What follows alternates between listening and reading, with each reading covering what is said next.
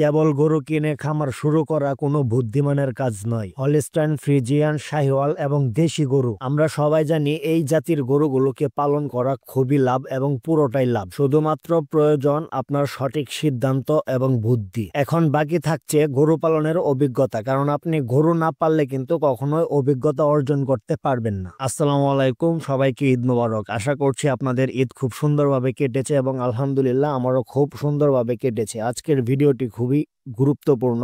Video ভালো লাগলে অবশ্যই চ্যানেলটিকে সাবস্ক্রাইব করে পাশে থাকবেন, একটা শেয়ার করে দিবেন, অবশ্যই ভিডিওতে লাইক দিয়ে দিবেন। আপনারা অনেকে ভিডিও দেখেন লাইক দেন না, দয়া করে লাইক দিবেন। আজকাল দেশি অথবা বিদেশি গরু কিনে অনেকেই খামার দিতে চায়, বিশেষ করে প্রবাসী ভাইয়েরা। গরু কিনলাম, কিছুদিন পালন করলাম এবং বিক্রি করে দিলাম, এর মানে আমি খামারি না, এটা হচ্ছে পাইকার। প্রকৃত খামারি হতে হলে প্রথমেই আপনাকে খামারের বাস্তবতা বুঝতে হবে। খামারের সঠিক সিদ্ধান্ত এবং বাস্তবতা বোঝার জন্য আমার কি করা উচিত? হলিস্টাইন ফ্রিজিয়ান, শাহিওয়াল এবং দেশি গরু সঠিক জাত নির্বাচন করাটাই গুরুত্বপূর্ণ এবং এটা খুব জরুরি। এখন আমরা যদি এক কথায় বুঝতে যাই তাহলে আমরা কিভাবে শুরু করব? আমরা প্রথমে শুরু করব ছোট বকনা অথবা বাছুর দিয়ে। তাছাড়া কম বয়সী অথবা একটা বা দুইটা ব্যান দিছে আপনার গরুর সাথে বকনা রয়েছে, ওই গরুগুলোকে আপনি নির্বাচন করুন। বেশি বয়সের গরুকে আপনি কখনো নির্বাচন করবেন না, কারণ গরু পালনের 80% লাভ হচ্ছে আপনার দুধ এবং বকনা থেকে। আপনি যদি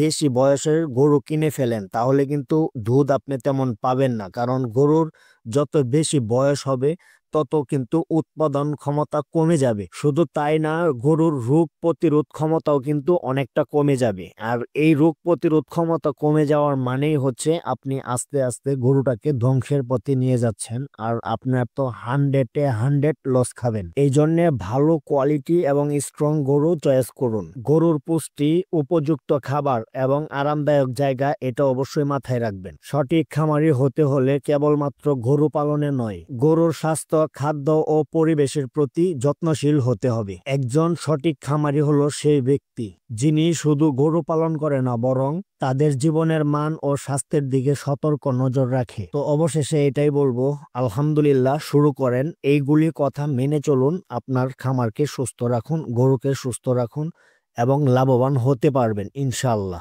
আসসালামু আলাইকুম, ভালো থাকবেন, সুস্থ থাকবেন আর অবশ্যই চ্যানেলটিকে সাবস্ক্রাইব করে পাশে থাকবেন।